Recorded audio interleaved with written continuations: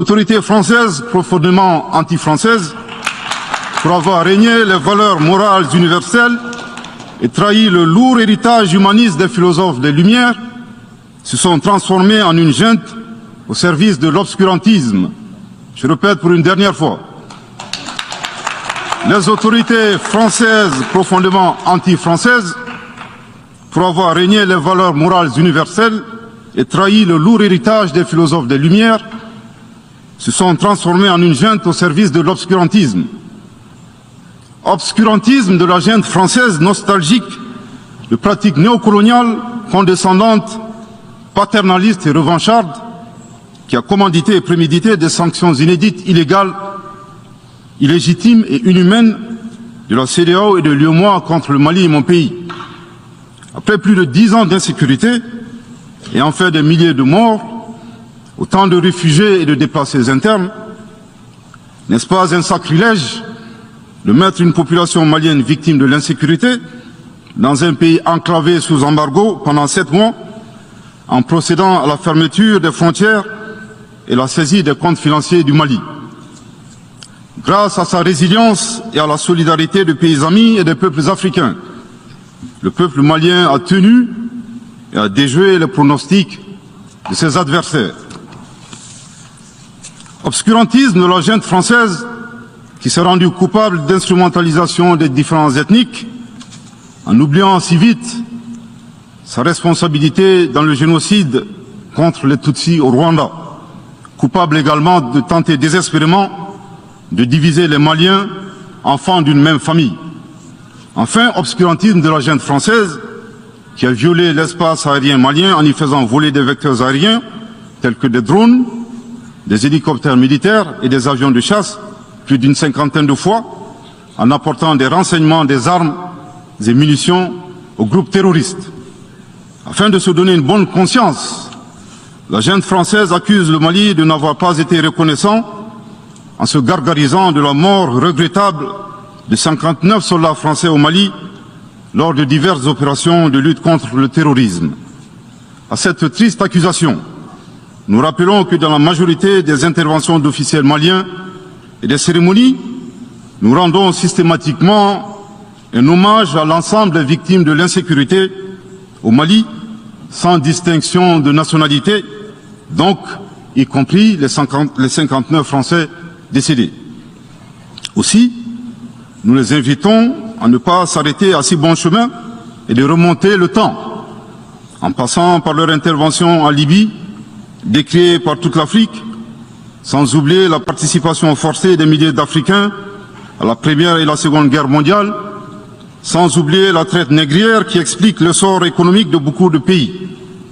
Combien d'Africains sont-ils morts pour la France et le monde libre dans lequel nous vivons? Monsieur le Président, eu égard à la gravité des faits commis par la junte française, le Mali, dans sa lettre en date du 15 août 2022, a demandé la tenue d'une réunion d'urgence du Conseil de sécurité des Nations Unies.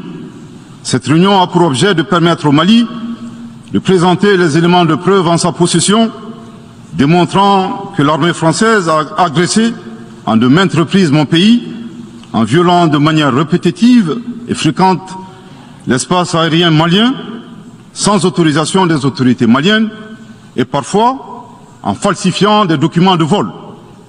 Plus grave, Monsieur le Président, le Mali sera en mesure de prouver que la junte française a fourni des renseignements et des armes à des groupes terroristes. Le gouvernement du Mali s'interroge sur les raisons qui poussent cet État membre du Conseil de sécurité, de surcroît assurant la présidence de cet organe, à faire obstacle au débat en vue de la manifestation de la vérité. Le monde doit être édifié sur les faits graves qui se sont déroulés au Mali et qui sont à la base de l'aggravation de l'insécurité et de la déstabilisation du Mali et du Sahel. Par la saisine du Conseil de sécurité, le gouvernement du Mali entend mettre cet important organe chargé à titre principal du maintien de la paix et de la sécurité internationale face à ses responsabilités et dénoncer les agissements de la junte française contre mon pays. Ces actes hostiles sont incompatibles avec la Charte des Nations Unies et son statut de membre permanent. Il y va de la crédibilité de notre mécanisme commun de l'efficacité de la lutte contre le terrorisme, mais surtout, il y va de l'intégrité de l'Organisation des Nations Unies, qui repose entre autres sur le respect des engagements internationaux, de la légalité internationale et de la Charte des Nations Unies. Monsieur le Président, il semble opportun pour le Mali de demander votre implication personnelle auprès du Conseil de sécurité des Nations Unies afin que notre demande aboutisse pour que cesse la duplicité et la guerre par procuration imposée à mon pays.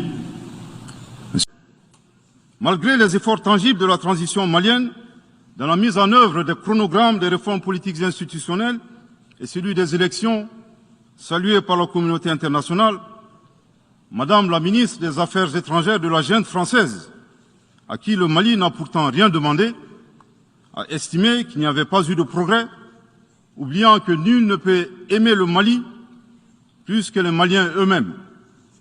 Sa position singulière et son adversité ne nous surprennent guère.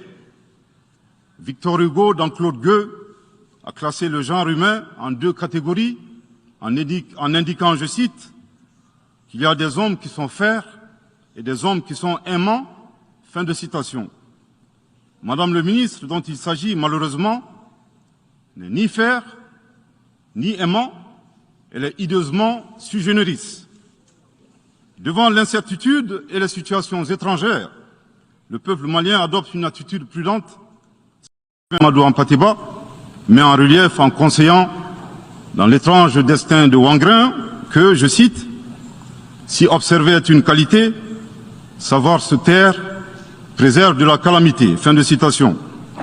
Madame le ministre de la junte française, le Mali vous conseille de vous contenter d'observer sa situation.